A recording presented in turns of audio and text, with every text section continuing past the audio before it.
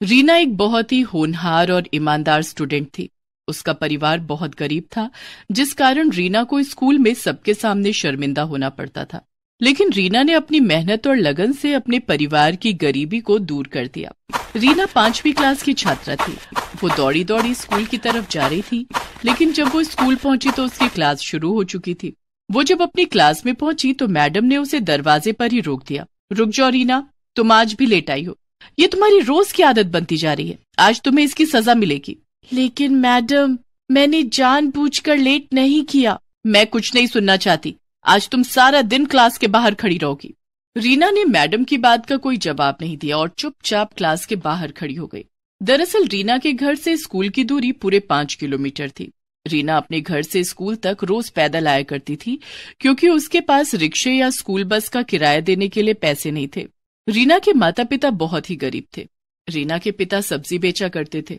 उससे उनकी जो कमाई होती, उससे उनका गुजारा किसी तरह से चल पाता था। लेकिन रीना के माता पिता रीना को पढ़ाना चाहते थे, इसलिए उन्होंने रीना का एडमिशन स्कूल में करवा दिया था। उस दिन रीना क्लास के बाहर खड़ी रही, लेकिन उसका सारा ध्यान क्लास के अंदर पढ़ा रही मैडम पर था। वो उनकी पढ़ाई हुई सारी बातें अपने दिमाग में नोट कर रही थी। रीना पढ़ने लिखने में बहुत होशियार थी। जब सारा दिन खत्म हो गया तो मैडम ने रीना को क्लास के अंदर बुलाया और कहा, रीना, कल से समय पर स्कूल आना, नहीं तो तुम्हें स्कूल में एंट्री नहीं मिलेगी। और ये क्या है, अभी तक तुमने नई स्कूल ड्रेस नहीं सिलवाई है। तुम्हारी शर्ट में कितने पैबंद लगे हुए हैं। मैडम, मैंने मम्मी पापा से कहा था, लेकिन अभी उनके पास पैसे नहीं हैं। जब पैसे होंगे तो वो मेरे लिए नई स्कूल ड्रेस ला देंगे। ठीक है, अब तुम घर जाओ। रीना के फटे हुए स्कूल ड्रेस को लेकर क्लास की लड़कियां उसका बहुत मजाक उड़ाती थी, लेकिन रीना किसी से कुछ नहीं कहती। रीना स्कूल से पैदल घर आ गई। घर आने के बाद उसने मैडम की पढ़ाई हुई सारी चीजें फिर से रिवीजन की। पढ़ाई से जो वक्त मिलता था, रीना उस समय में सब्जी बेचने में अपने माता पिता की मदद करती थी। वो सब्जी बेचते हुए भी अपनी पढ़ाई करती रहती थी। धीरे धीरे समय बीतता गया और रीना ने 5वीं क्लास की परीक्षा पास कर ली। वो अपनी क्लास में अव्वल आई थी। घर आकर रीना ने ये बात अपने माता पिता को बताई। रीना बेटिया, ये तो बहुत अच्छी बात है। तू खूब मन लगाकर पढ़ाई कर। देखना, एक दिन तू बहुत बड़ी अफसर बनेगी। लेकिन बाबा, इस बार मैं पुरानी किताबों से नहीं पढ़ूंगी। इस बार मुझे भी नई किताबें चाहिए। मेरी पुरानी किताबें देखकर मेरी सहेलियां मेरा मजाक उड़ाती हैं। रीना के माता पिता के पास इतने पैसे नहीं थे कि वो उसे नई किताबें ला कर देते, इसलिए रीना अपने किसी सीनियर से सेकंड हैंड किताबें कम कीमत में खरीद लेती थी। लेकिन इस बार रीना ने किशोर से नई किताबों की डिमांड कर दी थी। रीना की बात सुनकर किशोर परेशान हो गया। किशोर को इस तरह से परेशान देखकर रीना की माँ तारा ने रीना से कहा, रीना बेटी, तुझे पढ़ाई करने से मतलब है या नई किताब से? पढ़ाई से। तो पढ़ाई पुरानी किताब से भी हो सकती है। किताबें नई या पुरानी होने से कुछ नहीं होता। नई किताब में जो बातें लिखी होंगी वही तो पुरानी किताब में भी लिखी होंगी, इसलिए तू पुरानी किताब से पढ़ाई कर ले। ठीक है माँ। रीना इस बार भी अपने किसी सीनियर की पुरानी किताब सस्ते दाम में खरीद लेती है। रीना की पुरानी किताब देखकर उसकी सहेलियां हंसकर उसका मजाक उड़ाने लगी। रीना, नई क्लास में भी फटी हुई किताब? इन किताबों में तो कवर लगाने की भी जगह नहीं है। मेरी किताब पुरानी और फटी है तो क्या हुआ? देखना, मैं इस बार भी क्लास में अव्वल आऊंगी। रीना इस बार और भी ज्यादा मन लगाकर पढ़ाई करने लगी। रीना अपने घर के हालात जानती थी, इसलिए वो कभी अपने माता पिता से किसी चीज की डिमांड नहीं करती थी। दूसरे बच्चों की तरह वो लंच में तरह तरह के पकवान नहीं लाती थी। एक दिन स्कूल में लंच के समय, चल रीना, खाना खाते हैं, बहुत भूख लगी है। ठीक है। पिंकी ने अपना लंच बॉक्स खोलकर देखा तो उसमें आज फ्राइड राइस और चिली पनीर रखे थे। अरे वाह, आज मम्मी ने मेरी फेवरेट डिश दी है। इसे खाकर बड़ा मजा आएगा। पिंकी का लंच देखकर रीना अपना डब्बा खोलने की हिम्मत नहीं कर पा रही थी। तभी कीर्ति भी अपना लंच बॉक्स लेकर वहां आ गई। कीर्ति, तू आज लंच में क्या लाई है? कीर्ति ने अपना लंच बॉक्स खोला। आज मम्मी ने पूरी और शाही कोफ्ते दिए हैं। अरे वाह। रीना, तू लंच में क्या लाई है? तू भी अपना डब्बा खोल। मैं आज लंच नहीं लाई। लेकिन मैंने तो तुझे अपने बैग से लंच बॉक्स निकालते हुए देखा था। तूने उसे वापस क्यों रख दिया? पिंकी ने रीना के बैग में से उसका लंच बॉक्स निकाल लिया। दोनों सहेलियों ने जब रीना का लंच बॉक्स खोला तो उसमें गुड़ और 2 सूखी रोटी रखे हुए थे। अरे रीना, तेरी मम्मी ने लंच में रोटी और गुड़ दिया है, ले तू हमारा खाना खा ले। नहीं, तुम लोग अपना खाना खाओ, मुझे तो गुड़ और रोटी खाने की आदत है, मैं यही खा लूंगी। अरे हमारा खाना टेस्ट करके देख, ऐसा टेस्टी खाना तूने कभी नहीं खाया होगा। रीना को पिंकी की ये बात बहुत बुरी लगती है। उसकी आंखों से आंसू छलक आते हैं। वो चुपचाप अपना लंच बॉक्स लेकर क्लासरूम से बाहर आ जाती है और गैलरी में बैठकर खाना खा लेती है। रीना इसी तरह संघर्ष करके अपनी पढ़ाई कर रही थी। चाहे कितनी भी परेशानियां और रुकावटें आए, लेकिन वो पढ़ाई में हमेशा अव्वल रहती। एक दिन रीना के बाबा, रीना अब 7वीं कक्षा में पहुंच गई है, वो अब बड़ी हो रही है, उसके पुराने स्कूल ड्रेस छोटे हो गए हैं और कई जगह से फट भी गए हैं। इस बार हमें उसके लिए नई स्कूल ड्रेस सिलवानी ही पड़ेगी। मैं समझता हूँ रीना की माँ, लेकिन मैं क्या करूँ? तुम तो जानती ही हो कि सब्जी बेचकर हमें 2 वक्त की रोटी पानी किसी तरह से मिल रही है। अगर इस बार रीना के लिए नई स्कूल ड्रेस खरीद ली तो उसकी किताबें नहीं खरीद पाऊंगा। रीना के बाबा, मैं सोच रही थी कि रीना के स्कूल जाने के बाद मैं सारा दिन खाली रहती हूँ, आप भी सब्जियां बेचने बाजार चले जाते हैं, तो क्यों ना मैं भी कोई काम कर लूं, इससे 2 पैसे ज्यादा आएंगे और रीना की पढ़ाई में वो पैसे काम आएंगे। ठीक है रीना की माँ, ऐसा ही कर लो, कम से कम रीना के लिए नई स्कूल ड्रेस और नई किताबें तो आ जाएंगी। रीना अपने माता पिता की बातें सुन रही थी। वो मन ही मन सोचती है, माँ पिताजी, आप दोनों मेरी पढ़ाई के लिए जितनी मेहनत कर रहे हैं, मैं वादा करती हूँ कि मैं एक दिन आप दोनों को दुनिया की सारी खुशियां दूंगी।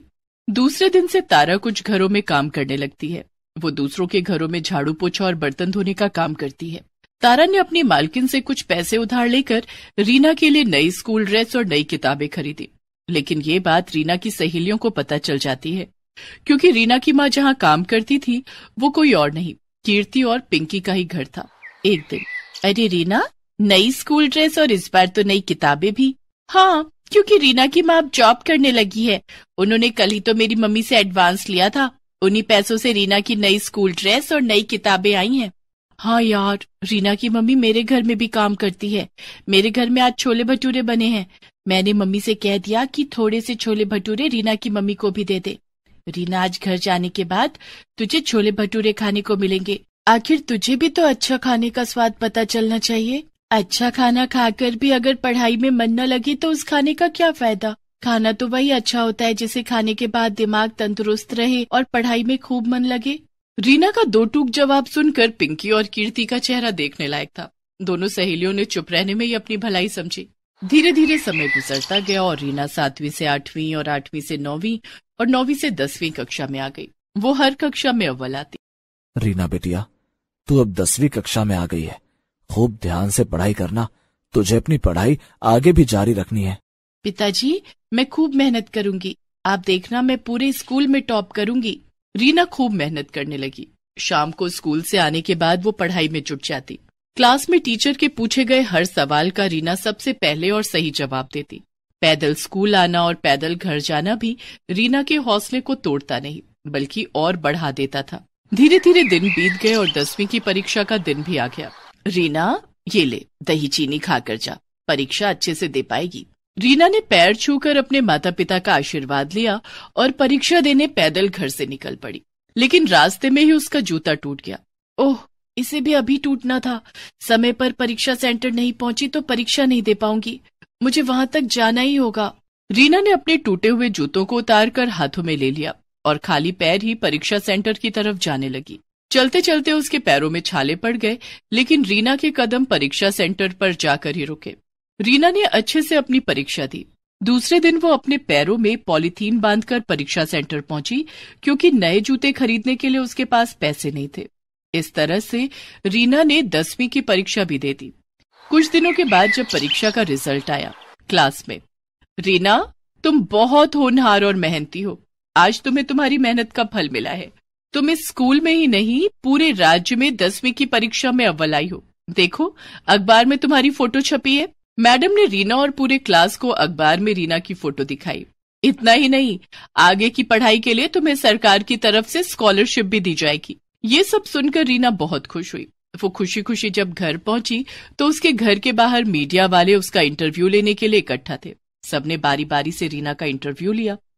रीना की कामयाबी से उसके माता पिता बहुत खुश थे। रीना ने स्कॉलरशिप की मदद से पहले 12वीं और फिर कॉलेज की पढ़ाई पूरी की। उसके बाद प्रतियोगिता परीक्षा की तैयारी करने लगी। कुछ सालों की कड़ी मेहनत से रीना ने आईएएस की परीक्षा पास कर ली थी। रीना अब एक आईएएस ऑफिसर बन चुकी थी। रीना ने अपने आप से जो वादा किया था उसे पूरा कर दिखाया। उसने अपने माता पिता के कदमों में दुनिया की सारी खुशियां लाकर रख दी।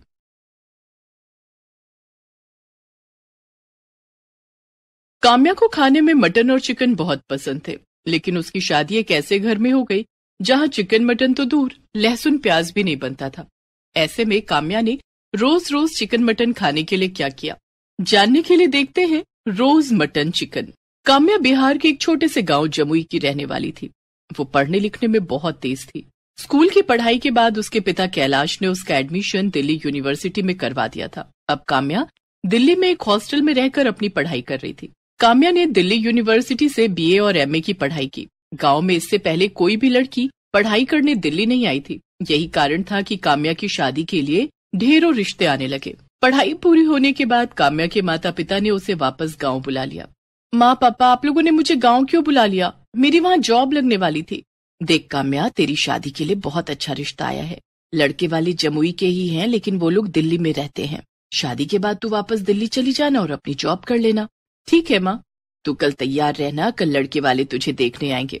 ओके माँ, मैं जरा पार्लर होकर आती हूँ। ठीक है बेटी। काम्या बाजार चली जाती है और एक रेस्टोरेंट में पहुंचती है। कितनी अच्छी मटन की खुशबू आ रही है। यहाँ जी भर कर मटन खाऊंगी। काम्या रेस्टोरेंट के अंदर जाती है और वेटर को बुलाती है। Yes ma'am. आपकी दुकान की सबसे स्पेशल नॉनवेज क्या है? मैम, आप मटन हांडी ट्राई करो। इसे हम मिट्टी के बर्तन में बनाते हैं। मटन का टेस्ट भी और मिट्टी की सौंधी सौंधी खुशबू भी। ठीक है, आप 2 प्लेट मटन हांडी और 1 प्लेट चिकन सीख कबाब ले आइए। जी मैम। वेटर काम्या को उसका ऑर्डर सर्व कर देता है। काम्या सारा मटन और चिकन खा लेती है। अब जाके राहत मिली है। सुबह से हरी सब्जियां खा खा के मेरा पेट ही नहीं भर रहा था। दरअसल काम्या के घर में नॉनवेज तो दूर, लहसुन प्याज भी नहीं बनता था। लेकिन काम्या को दिल्ली के हॉस्टल में रहकर रोज रोज मटन चिकन खाने की लत लग गई थी। उसे एक दिन भी मटन और चिकन ना मिले तो उसकी हालत बिगड़ जाती थी। लेकिन काम्या को क्या पता था कि उसे ससुराल भी ऐसा ही मिलने वाला था। उस दिन जब काम्या घर लौटी, आ गई बेटी? हाँ माँ, बहुत थक गई हूँ, मैं सोने जा रही हूँ, खाना नहीं खाऊंगी। ऐसा कहकर काम्या सोने चली जाती है। दूसरे दिन उसे लड़के वाले देखने आते हैं। काम्या तैयार होकर उनके सामने जाती है। बहन जी, हमें लड़की पसंद है। अगर आपको हमारा लड़का पसंद हो तो हम बात आगे बढ़ाएं। हाँ हाँ, क्यों नहीं बहन जी, ये भी कोई पूछने वाली बात है। आपका लड़का हमें बहुत पसंद है। मैं तो कहती हूँ हमें देरी नहीं करनी चाहिए, जल्दी इन दोनों की शादी करा देनी चाहिए। ठीक है बहन जी। कविता काम्या के हाथों में शगुन के रुपए दे देती है और काम्या अरुण की शादी तय हो जाती है। कुछ दिनों के बाद दोनों की शादी हो जाती है। शादी वाले दिन तक तो काम्या ने ऑर्डर करके मटन और चिकन मंगाया और छिप छिप कर खा लिया। लेकिन विदाई के बाद जब वो ससुराल पहुंची, आओ बहू, अपने शुभ पैरों से हमारे घर को पवित्र करो। तुम्हारे रूप में हमारे घर लक्ष्मी आई है। कविता अपनी बहू काम्या और बेटे अरुण की आरती उतारती है और उन्हें घर के अंदर आने के लिए कहती है। काम्या घर के अंदर आ जाती है। कविता बहू और बेटे को उनके कमरे में भेज देती है। थोड़ी देर के बाद घर का नौकर चाय नाश्ता लेकर आता है। नाश्ते में मिठाइयाँ और नमकीन देखकर काम्या मन ही मन सोचती है, हाय, ये नमकीन और मिठाइयाँ कौन खाएगा? इनसे तो मेरा पेट ही नहीं भरेगा। मेरा तो मटन सीख कबाब खाने का बहुत मन हो रहा है, लेकिन अभी कैसे मंगवाऊं? घर में इतने लोग हैं, अभी मैं बाहर भी नहीं जा सकती। उस दिन मजबूरी में काम्या को नमकीन और मिठाइयों से काम चलाना पड़ा। रात के खाने में भी उसे वेज खाना खाने को मिला। ऐसे ही 2-3 दिन गुजर गए। मटन चिकन के बिना काम्या के चेहरे की रौनक ही चली गई थी। क्या बात है काम्या, तुम कमजोर क्यों लग रही हो? यहाँ तुम्हें भरपेट खाना तो मिल रहा है ना? बहू, कहीं तू शर्म के मारे आधा पेट खाकर तो नहीं रह जाती? नहीं माँ जी, शर्म किस बात की, वो शादी की रस्मों में थक गई थी ना, इसलिए। अच्छा ऐसी बात है, तो तू आराम कर। वैसे भी तुझे घर के काम नहीं करने हैं, घर में नौकर तेरे लिए तो है। तुझे जो चीज चाहिए रामू से मांग लेना। जी माँ जी। काम्या मन ही मन सोचती है, अब इन्हें कैसे समझाऊं कि मैं क्यों कमजोर होती जा रही हूँ। अगर जल्दी मुझे मटन चिकन खाने को नहीं मिला तो मैं मर ही जाऊंगी। एक काम करती हूँ, रामू से कहती हूँ मेरे लिए मटन और चिकन ले आए। रामू काका, आप आज बाजार जाओगे ना? मेरे लिए कुछ सामान ला दोगे? हाँ बहू रानी, क्या सामान लाना है? हम जरूर ला कर देंगे। काम्या एक कागज के टुकड़े पर उसे एक रेस्टोरेंट का एड्रेस लिखकर देती है और कहती है, ये पैसे रख लो, मैंने रेस्टोरेंट में फोन कर दिया है, वो मेरा ऑर्डर आपको पैक करके आपको दे देंगे। आप ये पैसे उन्हें दे देना और मेरा ऑर्डर ले आना, लेकिन हाँ, घर में किसी को कुछ बताना मत। बहू रानी, क्या घर का खाना आपको पसंद नहीं आता? आपको कुछ और खाना हो तो मुझे बता दो, मैं घर पर ही बना दूंगा। बाजार का खाना सेहत के लिए अच्छा नहीं होता है। रामू काका आपसे जितना कहा है उतना ही करो, आप यहाँ से जाओ। रामू काम्या से कुछ नहीं कहता है और पैसे लेकर रेस्टोरेंट चला जाता है। रेस्टोरेंट में काम्या के लिए मटन कोरमा और चिकन शामी कबाब पहले से पैक करके रखा हुआ था। रामू रेस्टोरेंट के मालिक को पैसे देता है और ऑर्डर उठाकर घर आ जाता है। वो चुपके से काम्या के कमरे में जाकर उसे उसका ऑर्डर डिलीवर कर देता है। काम्या अपने कमरे का दरवाजा बंद करके मटन और चिकन का स्वाद लेने लगती है। आहा, कितने दिन के बाद मुझे मटन और चिकन खाने को मिला है, आज मेरा पेट भरा है। काम्या ने जल्दी जल्दी सारा मटन और चिकन खा लिया। अब इन हड्डियों का क्या करूं? इतने में बाहर से कविता उसे आवाज लगाने लगती है और उसके कमरे का दरवाजा खटखटाने लगती है। काम्या बहू, काम्या बहू, अंदर क्या कर रही है? दरवाजा खोल चल, खाना टेबल पर लग गया है। उफ़ो, माँ जी को भी अभी आना था, अब क्या करूं? माँ जी हड्डियां देखेंगी तो गजब हो जाएगा। परेशान काम्या की नजर खिड़की की तरफ जाती है। वो सारी हड्डियां खिड़की से बाहर फेंक देती है और कमरे का दरवाजा खोलती है, लेकिन तभी खिड़की के पास कुत्ते इकट्ठे हो जाते हैं और हड्डियों के लिए आपस में लड़ने लगते हैं। अरे बहू, कितनी देर लगा दी, सब खाने पर तेरा इंतजार कर रहे हैं और ये कमरे से कैसी बदबू आ रही है? कि बाहर कुत्ते शोर क्यों मचा रहे हैं? बदबू? कैसी बदबू माँ जी?